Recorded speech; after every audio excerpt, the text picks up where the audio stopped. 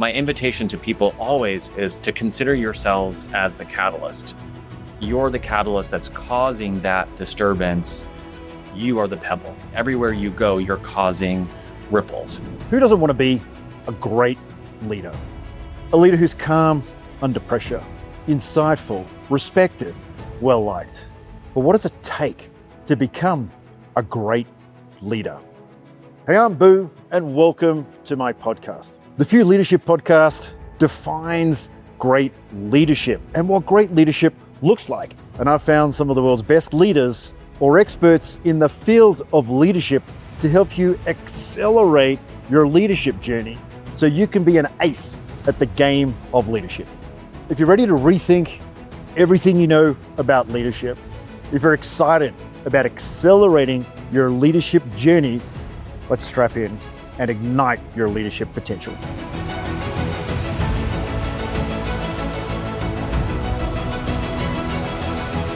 Welcome back, everyone, to another episode of the Few Leadership Podcast, the speaker series. This is the first time I'm ever going to read off my phone all the cool stuff one of the guests on the show has, because I think the stuff that Chris does, I'll introduce him properly in a second, is on point and really insightful. And I think if you really kind of listen to this podcast twice, you're going to take away some absolute gold. So I'll introduce him now. Chris Rollins is a very, very well-known and established keynote speaker. His topic, which I think is a phenomenal topic and really what anchors his thought leadership in the space of leadership is something that he calls the ripple effect. So Chris, before I introduce you, I'm just going to go through a few things that I found out about you that I think are important. Right at the top of Chris's website, he talks about actions with intention drive speed. And you'll know on this podcast, with a lot of the guests that we've had, it's the connection of action to intention. That is the most important thing, not just having the great intention by itself or just working your ass off and doing lots of actions that actually don't deliver any outcomes to it. World that's disconnected, mistrust, not lack of trust, mistrust, accidental losses of trust, and stagnation, a widespread problem. And it's not because it's a lack of effort. Next generation, we're talking about leadership having to absolutely reframe industrial era mindsets and industrial era ways of working to move into a next generation of leadership. A human approach that works with every human. We're forgetting the human part and everything that we do. I would love to be sitting here with Chris sharing energy live. We can't. This is not the best way to do a podcast, but this is the world we live in today. Disconnected, operating through digital mediums. How do we reconnect it as human nature? And trust is the byproduct of human-centric leadership, and human-centric leadership is the byproduct of the ripple effect, and the ripple effect is such an important metaphor because it reinforces everything you say, everything you do ripples and has an impact on the people around you. And another word that you've used, Chris, to highlight your insight onto this is the word awareness, in that we are not aware, and we talk often on this podcast about leaders having to move from an existence of leading and just being into an awareness model. Hey, Chris, sorry for the long intro, man. No, I'm so glad you're hyped about my work. I appreciate it. It's great to hear that all reflected back to me with such enthusiasm. Yeah, man, I loved it, man. I love watching your show reel and just reading about some of your blogs and some of the stuff you get out there. So, Chris, let's just start right at the top. Yeah. Ripple effect. What does it mean to you, and what does it mean to people listening to this podcast? Yeah. So more specifically, I think about it as ripple effect leadership. So it's this call for people, regardless of your title, regardless of your role or your position within your company, whatever organization you're part of. It's this call to create an impact that's much larger than you see or realize through the small moments when you show up with one another. Small moments of human connection, small moments of bringing what I call a ripple effect mindset into your conversations by bringing qualities like vulnerability, kindness, curiosity, empathy, humility. How can we use these qualities as a lens, as a filter for how we connect and communicate with one another to create those moments that build trust in a time where trust is extremely low, and build connection at a time when loneliness is extremely high? And so the ripple effect is about these small moments of human decency, of human connection, of human leadership that have a lasting impact beyond the moment itself. And we can break that down and talk more about it, but that's kind of big picture. Right. I love it. I've got a great mate of mine in Australia. His name's Luke Mathers, and he talks about stress. We were walking along the beach once, and we said, you know what, someone needs to write a book around mastery of moments. And the idea that every moment counts. Every moment is a sliding door, and every moment we must bring awareness to. And why I feel like you and I are so aligned philosophically is, in my new book, I talk about 3 moments. There's a people leadership moment, there's an impact leadership moment, and then there's being in the moment and being present and aware, not just letting the moments pass you by. And no doubt, I like where you're going from there in terms of the ripple effect of leadership.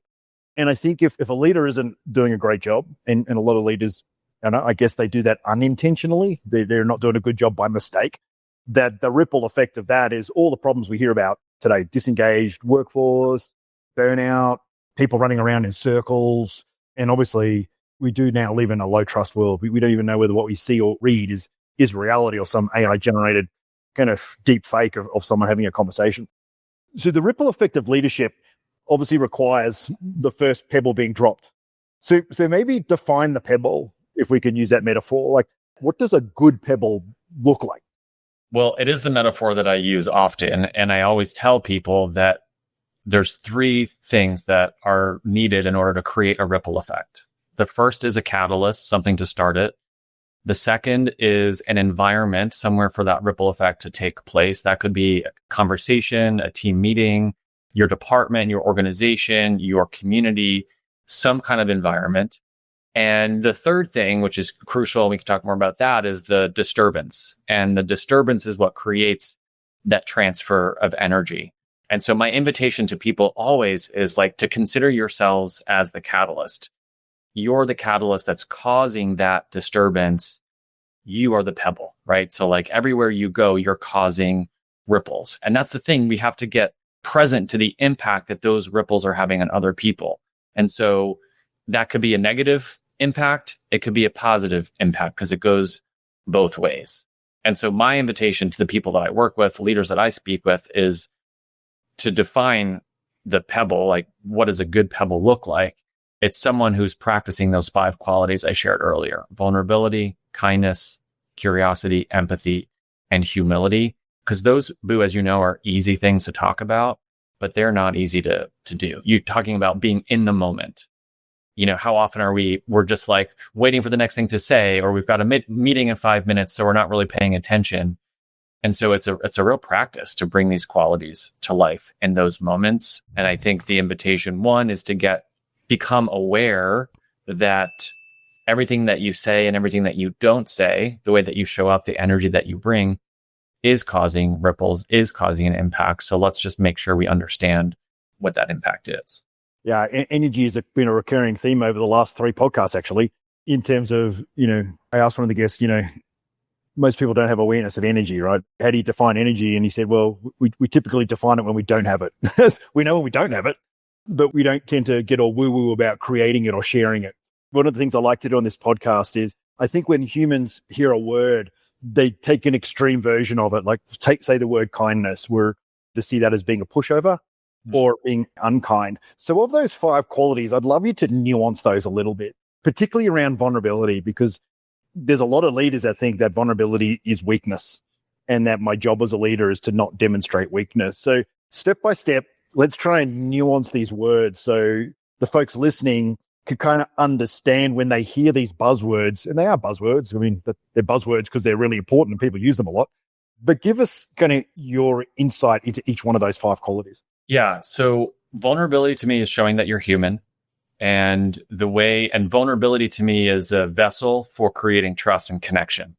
So since we are sort of talking about speakers, this is true, you're sort of highlighting speakers here. When we think about being vulnerable on stage, for example, storytelling is a huge way that we do that, right? And so everything that I teach, everything that I share, I really strive to model from the stage. So the very first thing that I do when I get on stage is I share my personal story. I share a story, a really tough story about me navigating my journey as a closeted Division I athlete at a small liberal arts school in the South, and one particularly fateful conversation I was having with my dad when I was coming out to him, and the vulnerability, the courage that it takes in that moment to share that with someone else, and the vulnerability for him to have the awareness to pause and listen and be present with me, and ask questions that are uncomfortable for him, created an amazing connection that we share today.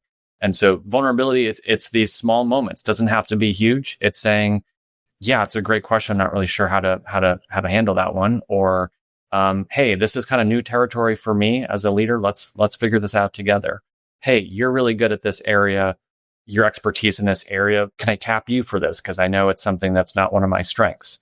It's being able to show that you don't have it all figured out. You're showing pieces of yourself as an invitation to create trust and connection. And I think there's always, I call them triggers. There's always a trigger moment where you can become aware of it.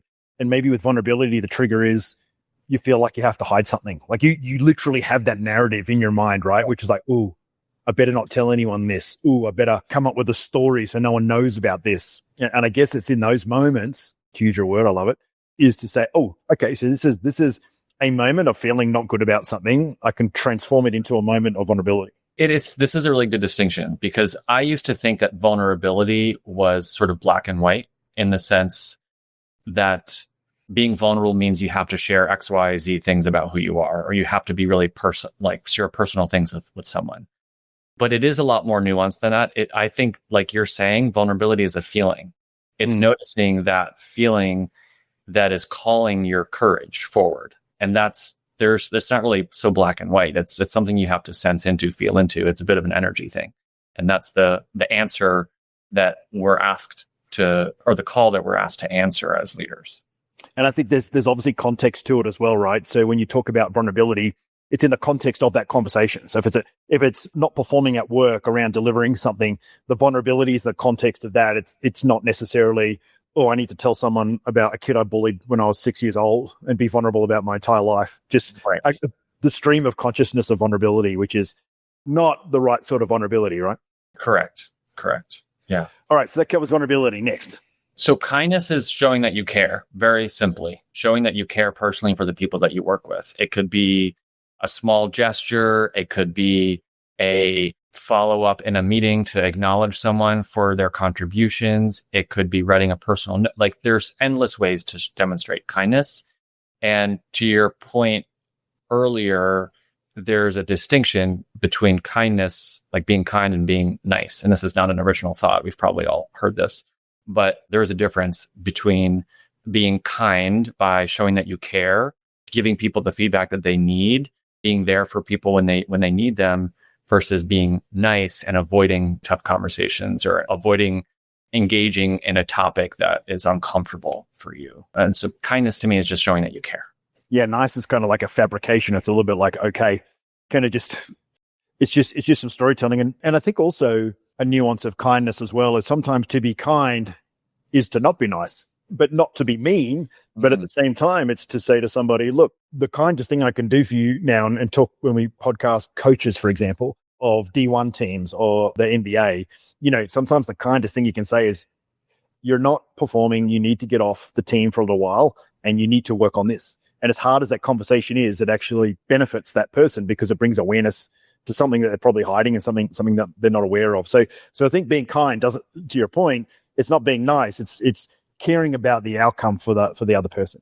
All right. So we've got vulnerability. We've got kindness. Next. Curiosity. It's showing that you're engaged, showing that you're present, asking questions, leaning in, asking the question that you don't want to ask, bringing to the surface things that are going unsaid that need to be said, really leaning in, showing that you're engaged, that you're present, and that you are wanting to take the time to discover the truth, to explore the root cause, not to make assumptions, not to jump to conclusions, but to understand what's going on beneath the surface. And that's how we create that connection. That's going to help somebody break through. It's going to help somebody move forward. It's going to help somebody grow in their careers.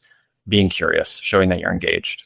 And, I think you see this all the time in business when they use those words like, so Bill and Jane have a personality clash, or this person's doing that. And you get like 4 people in a team talking about someone else, but no one's ever actually asked the person, what does good look like to you? Why are we not like, hey, let's sit down. Something's not gelling here. There's a reason for that. What's your expectation versus mine?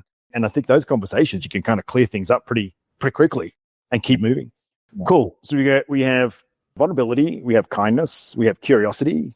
And empathy is about showing that you understand or that you want to understand, because we can't assume to know everything about everyone. And so empathy is bringing this level of perspective taking, asking questions, showing compassion, showing your heart, showing that they are a human being and that you're acknowledging all parts of the person that you're with. And I think if we can establish some more empathy up front in our relationships, it gives us opportunity to maybe have the harder conversations, to challenge people more, because they understand that we're seeing their perspective, we're taking their perspective, we're trying.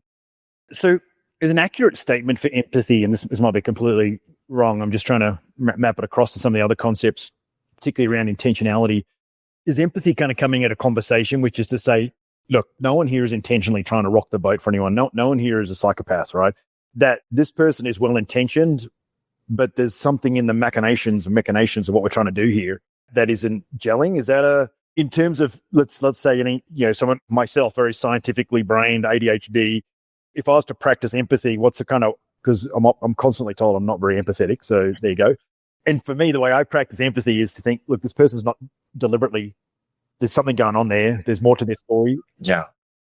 I think there's always a story underneath what you're seeing. And we're not therapists. We're not asking anybody to be therapists. We're asking people to lean into the humanity of the moment, the moments of when someone is going through a challenge, when someone is feeling, nervous about, stepping into new responsibility, when someone is having to go have a difficult conversation, when someone's dealing with stuff at home that's impacting their day to day. Like, having some empathy goes a long way to feel seen and heard and understood, because so often we're just piling on top of that stuff and saying, well, that doesn't matter, or I'm not taking the time to really listen or understand. And that just creates more friction. Yeah, I think it's important. I mean, having a conversation around empathy, because it's just a word that's always thrown around. Like, be a good leader, you got to have empathy in it. And I think we're in a world that doesn't practice it very often, and there's not many examples of it. And it's kind of hard to understand it. And humility is the last one, which is basically showing that you don't have all the answers, right? That you want to learn, that you're here that you have a learner's mindset, a growth mindset. So that's engaging people on your team, like I was saying earlier, to say, hey, you're really good at this stuff. Like, you tackle this. It's a way of empowering someone to level up. It's a way of saying, this is not my core strength area. I'm going to lean on you. It's taking the time to get people's voices around the room, to get their input. And I think we see this a lot in mainstream politics and whatnot, that ego is a big, big roadblock, I think, to this more human-centric type of leadership, where people can actually take the time to build trust and connection on their teams. If you're enjoying the show, I'd just like to ask of you a little favor. We're on a mission here to ignite the world's leadership potential. We need to reach out to as many leaders as we possibly can. So if you're enjoying the show, I just ask you to leave a review, to subscribe, to help introduce this podcast to other leaders to join you on your journey to flawless leadership. We're going to head back to the episode now. I hope you've enjoyed what you've learned today. Please remember, let's ignite a movement of flawless leaders. Subscribe, leave a review. Let's get back to the show.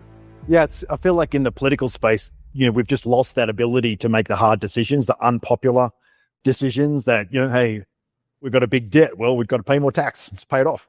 We're constantly trying to do the popular thing, which seems to just, as it does, the more we try and keep people happy and we don't have hard conversations, the more things kind of spiral out of control, the more artificial harmony create, the more conflict we create.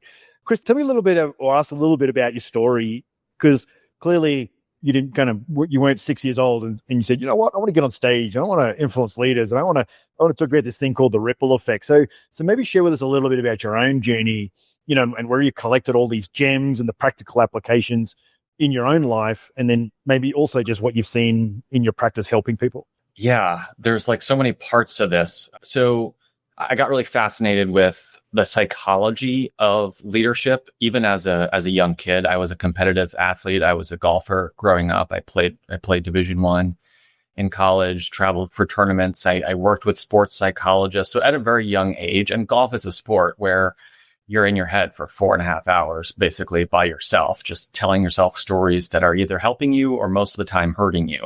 Yeah. So it's a real practice in the mind of a leader and how the way that you think impacts what you do, right? Because if you're still thinking about the bad shot you hit 5 minutes ago, it's going to impact the next shot that you hit right now. And a friend of mine always said, what's the hardest shot to hit in golf? And people are like, oh, the 40-yard bunker shot, or like the first tee shot because you're so nervous. But really the hardest shot in golf is the one after the bad shot. That's the hardest shot. So yeah, I kind of learned and was inspired by like the psychology of people growing up, and ended up studying psychology in undergrad and worked in corporate for 10 years. And I rose through the ranks really quickly. I worked in sales, account management for 7 years, and then ultimately was running the HR function for a company up in New York City, about 200 people. And I was leading that team with zero HR, like classic HR background. I had some good business skills, and I had a lot of experience with sales, and I had a lot of institutional knowledge at the company I was at, but I stepped into that role with very little qualifications, if you will, classic qualifications. And I did that for a couple of years, and honestly, we got acquired by another business. I sort of got pushed out of the company, and it was my moment. I call it like a catalyst. It was the catalyst for what I'm doing now. And I kind of turned that not so great moment into what I call a catapult moment, which has brought me to where I am today. And I tie it back to my experience I mentioned earlier, coming out to my dad, and how the way that he showed up in that moment, making me feel seen and loved and accepted, had such a profound impact on my ability to be successful in corporate in the way that I was, executive HR leader by the age of 30 on the executive team, feeling completely out of my depths. And so that's what I bring back to organizations, is how to be someone who's, creating those same kinds of ripple effects for the people on your teams in your organization by showing up with this sort of human-centric approach. And so that's kind of what got me to where I am. I left that corporate job at the end of 2019. I've been doing this for the past 5 years, really speaking full time the last 2, and it's just kind of taken off. I think it's the right time. I think the message is landing with people. I think people are looking for a hopeful, optimistic message right now, and I'm happy to bring that to people. I think one of the great insights that people in HR bring to human behavior is you're not in the execution, right? It's like you're watching the golfers on the course. You're seeing the battles. What did you observe getting off the tools? Because you're obviously a high performer, right? So you've got that inherent high performance kind of mindset. Yeah, it's not for me to say whether it's that healthy or unhealthy high performer, where you're just kind of filling. Probably mix, yeah, filling the void and proving yourself, which was certainly my model, and turning that into a healthier model of performance later. Mm-hmm. So I've got 2 questions. The first is, so going from being a high performing executor in sales, which is a very high performance part of a business, right? It's a lot of unknown, a lot of perception, a lot of influence exertion, try and get people on the other side to buy in. What did you subsequently learn and see as some of the core failures in humans with that perspective of being head of HR? So it's a great question. And this actually informs a lot of the work that I do now. What I didn't realize as the head of HR, and we called it organizational development, which really was more of an accurate term for the work I was doing. I became like the keeper of secrets from all different parts of the organization, right? You've got an interpersonal challenge with somebody, they would come to me to talk to me about it. And I had the advantage of working there for 5 years and building a lot of great trusting relationships with department heads, so on. And so what I learned over time, maybe a couple months in, is that there are all these pockets of friction that exist in different parts of the business, but they're invisible. I call them invisible micro frictions. And we had some bad apples, but it's not the toxic, loud boss that's the problem. It's the cumulative effect of these sort of inattentive, maybe well-meaning leaders who in these interpersonal relationships, in these moments, aren't practicing these types of skills. It's causing friction. It's causing trust to break down. And nobody sees it except for me. And it's grinding teams to a halt. And so there's this sort of like invisible web of micro frictions that happen across an organization because people aren't being aware or present enough to the impact of how they're showing up with other people, even the very well-meaning leaders. So it's kind of, again, it's not this big glaring thing that you see, which is why it's so dangerous because it's sort of quietly happening underneath the surface. Yeah, I think I call them the invisible killers of performance. They're just everywhere, but no one sees it. And you said, right, the great thing about a toxic person is that's a visible friction. It's easy to see. Yeah. And everyone can sort of come up with a plan to work around that. And I think this is where you see your sort of 5 qualities of a leader being able to break through some of those invisible barriers. And I guess the byproduct of those 5 things is awareness. Like if you are practicing those 5 things, you're actually becoming a more aware leader and not having to go to Chris in HR, you're doing it yourself, which is a huge accelerator for a company. I mean, if you're trying to solve 30 invisible friction points, but you've empowered 30 leaders to clear each one of them, I mean, that must unlock an incredible amount of performance in an organization. And that's why I say this, it's these actions with intention that drive speed and momentum and scale, because it's friction points that are slowing everything down, but you can't really see it. So yeah, it's a lot easier to embed this type of thinking, this type of leadership across an organization than have Chris in HR handling one-off situations that come up every week, people sitting in my office to help them, coach them through conversations, which is sort of part of the process. But yeah, we're not really taught how to work these skills into our day to day. Yeah, and you're kind of abrogating your own responsibility, right? Particularly if you start to get that habit in an organization, which is like, Chris will fix it. It's Chris's problem. He's in HR. Yeah, it's not my problem. HR's problem. Yeah. Yeah. So you also talk a lot about that accountability, right? Like it's the awareness of you. Okay, so the second question, I want to go back to your golf stories, because obviously in golf, there's no invisible friction, right? You shank a shot. It's highly visible. Everyone can see it. So maybe what did you learn about the next shot after a bad shot? And let's frame that up as, how do you set up for a good day after a bad day when you were the cause of the bad day? Yeah. So his name is Dr. Izzy Justice. I was an intern of his when I graduated college, and he's done a ton of work and research around emotional intelligence, and one of the sort of early ones, and has worked with a lot of athletes. And so a tactical thing that he actually taught me, which I imply in a business context too, is when you hit a bad shot, and a lot of athletes do this, golfers that he works with, you have a physiological response to that, right? You immediately go into fight or flight mode. And so your hands are sweating, your heart rate goes up. Your ability to actually execute the next shot is completely diminished. And so in order to effectively perform, you have to get your body back to a state that's sort of more neutral. And so what his research has found is that it takes 5 positive sort of stimuli to counteract the effects of one negative one. And so I would actually carry around an index card with my top 5 like golf moments and memories, like that time I won that tournament, that incredible shot that I hit. And by the time I was done reading all of these things and like replaying those moments back in my mind, my body was back to that neutral state. And so the easy thing is to step over it, to not think about it, to rush on to the next thing. But it's the same thing in the business context. You lose a deal, you get off a bad call, someone sends you a Slack message that pisses you off. Like suddenly your body goes into that mode. And so there's a checking that we have to do with ourselves to say, like, before I do the next thing, how do I make sure that this moment doesn't turn into a negative ripple effect? A good friend of mine who did a lot of research on this for fighter pilots, he was sort of saying, he's simple, kind of, we love rules of thumb as fighter pilots, right? Just keep it simple, please. The minute you get in fight, flight, or freeze, the blood goes from here to here or into your legs, right? And your brain needs blood to function properly. So you've got to take the breaths, you've got to do the work to get the blood back up into the smart part of the brain, not the primal part of the brain, in order to make that next decision. And I really do think there's a great metaphor in golf. The same, being a fighter pilot, you might do 2 missions a day. So you've got all this thinking time and you've got these really sharp periods of execution. And then same as you, we shoot at the wrong time, or we don't see something that we were meant to see and we get shot down. Yep.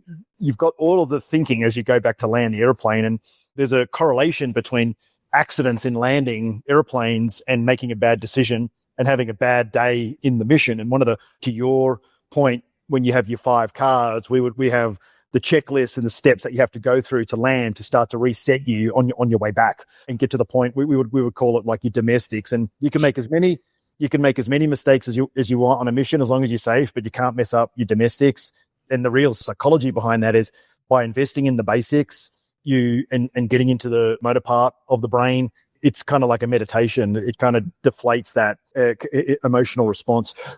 So what I want to unpack on that a little bit is thoughtfulness in leadership, right? Like, you can have all these 5 things, but if you're just frustrated and you're just smashing the ball down each hole, right, you're not going to find that space to think. So a lot of your time was spent in your own head. Yeah. So for leaders, first of all, how do you find space to get into your head? Because business is the opposite. It's just kind of always work. It's just always doing stuff. And secondly, how do you optimize the thinking time, if that makes sense? Well, this is one of the biggest challenges that I think we have is like time, speed. Everyone's trying to do things faster, work harder with fewer resources, but we have to slow down in order to speed up. And I'm actually thinking of a specific person that I used to work with when I was the head of HR. And she was this, sort of like Debbie Downer type who would like show up to meetings and everything was a problem and very contrarian. And I kept hearing about this person. And I was like, let me sit down and talk to her and just see what I can find out. And so we met in the cafe on the 12th floor of our office. And I said, how's it going? Like, what's going on?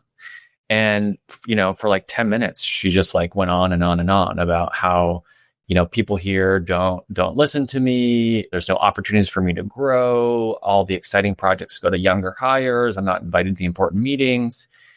But I just listened and I asked questions and I said, well, what does growth look like to you? Like, what do you want? Because it seemed to be a sticking point for her. And she said, I don't know. She was in her like late 50s, like pretty experienced, one of the top performers on her team. And she just let out the sigh and said, I don't know. And I said, well, that's a really good place for us to start. And I did not solve everything for her that day, but she left that conversation feeling seen and heard for the first time in a long time. And it wasn't time in my own head as a leader, but it was time to slow down and connect with someone else at that pace that allowed that friction point to be smoothed out. And so a big part of the outcome of that conversation is that she realized a lot of her frustration was coming from herself, not from everybody around her. And so I can't remember the second part of your question about just optimizing the thinking time. Often people find that they have time and they're not executing, but they get straight on their social media. They start to feel like, I need to keep my brain busy. I'm just going to go on infinite scroll Newsweek or CNN and because it's the news, it's good quality stuff when really it's just not allowing you to get out of that kind of active doing brain into the deep thought. Correct. We always hear those stories when people go, I was on vacation. It was fantastic. I was able to think of a whole different way in which I could approach my job. I realized I was in the wrong place. It changed my life because I had 2 weeks of just thinking time, right? So do you have any kind of, thoughts around how leaders can set themselves up to success to make more of the time that they do have available that maybe they're underutilizing? I mean, I think it's such a case-by-case personal sort of assessment, right? Like some of us have kids, some of us don't. Some of us are managing teams of 25 people. Some of us are managing teams of 2 people or none at all. Some of us can work from home. Some of us can't. So however it looks, I think that's just the invitation is to figure out what works best for you personally. And I find myself, I struggle with this all the time. One part of it is, I have free time, so let me fill it with like productive things. Like, let me find this podcast that I can listen to while I'm doing this thing because I can be productive. And then at the end of the day, I'm not giving myself that time. To me, mornings are like sacred time. I'm a morning person. Not everybody's a morning person, but I have my cup of coffee the first thing in the morning and it's like quiet time. I'm up before everybody else. Yeah, I'm the same. Dog is there and it's just, a moment to kind of reflect, think about what's going on, read a little bit, get inspired. But I think also, and it goes back to your intentionality, right? Even if you're trying to be productive in your space time, you're productive in service to your thoughts, thought leadership. You're in service to the psychology of humanity, the psychology of leadership, the how do I explain the ripple effect in a different way for a different person. I mean, you have a very crafted intention. And to go back to Debbie Downer, and I think this is one of the most under-identified challenges with leadership and personal development is creating what does good look like?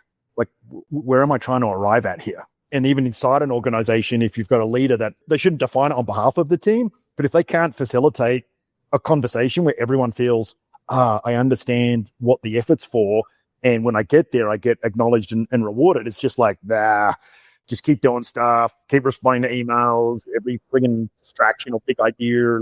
The big idea is going to solve the problem, we're half solved, and we're on to the next one before. And it's just a rolling shit show of mistakes. So I think that, that intentionality is so critical. We're getting towards the end of the podcast now. As usual, I've gone way over. Try to keep it at 30 minutes. I've given myself to 45. So, mate, when you get off stage and you finish waving the magic wand, what are 3 things that you are hopeful leaders do immedately after the insight that you share? So the big call to action is to start a ripple.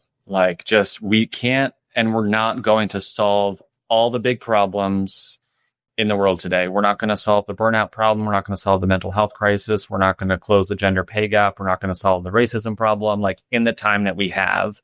But what you can do is show up and make up a difference for the person directly in front of you, and make sure that everybody that you interact with, everybody on your teams, in your family, in your organization, your communities, feels safe, feels seen, feels heard, and knows that they can come to you and share their experience that we may never fully understand. And so what does that look like? Taking the time to listen a little bit more, asking another question, doing an unnecessary kindness for somebody else. Second thing is taking the time to get to know someone on your team, someone that you work with that you don't know very well. Create points of connection, because the more that we can connect, the more that we can have trust, the faster we can move. A prompt that I share from stage and we do this actually in the room is, if you really knew me, you would know that blank. And we give people the opportunity to share kind of this different framing. And I borrowed this from the folks at Culture Amp is when I first heard that. It just allows you to go a little bit deeper. And some people take that invitation to go a little bit deeper. And so they take that with their teams. And the other thing is that we have people write a postcard, and I have these ripple effect postcards that I hand out to my audience, and they write a postcard to someone. And the prompt on the postcard is, I just wanted to let you know you created a ripple effect in my life when you ... And we have people, we've sent out thousands of these to people all across the country and different countries around the world. And so we're creating a real ripple effect from the room, from that day, and impacting not just everybody in the room, but all the people that are receiving those messages too. And the invitation just to keep that going, to keep that. It's not about the postcard, it's about the mindset of applying this in our everyday interactions. Awesome, Chris, mate. Thank you so much for your generosity today and sharing your insight. I am a true believer in what you do. I think you're absolutely on point. And I hope that after people listen to this podcast, they find you, they engage with you, they bring you into their organization, because what I love about a ripple effect is the fact that it is a ripple effect. It is expansive. It can be as big as you want it to be. And the more a leader understands the concept of that and then in themselves shares that with someone else, and that feed forward process, I think it's a wonderful framework to build great leaders that make the world a better place. So thanks so much, mate, for coming on the show. Chris, how do people find you? You can go to my website, chrisrollins.me, and I'm active on LinkedIn. You can find me on LinkedIn, or anywhere else you can find me from there. Awesome. And if you don't have a listening brain and that's already dropped out of your head, that's okay. Make sure you scroll down into the show notes below. You'll see all Chris's details, his LinkedIn profile, his website, showreel, everything you need to learn a little bit more about Chris. Now, everyone, remember, please leave a review after this podcast. Make sure you follow whatever you're listening or watching us on, whether it's YouTube, your preferred podcasting platform. But Chris, once again, and finally, thanks so much. Great for your insights today. Thanks, we appreciate you.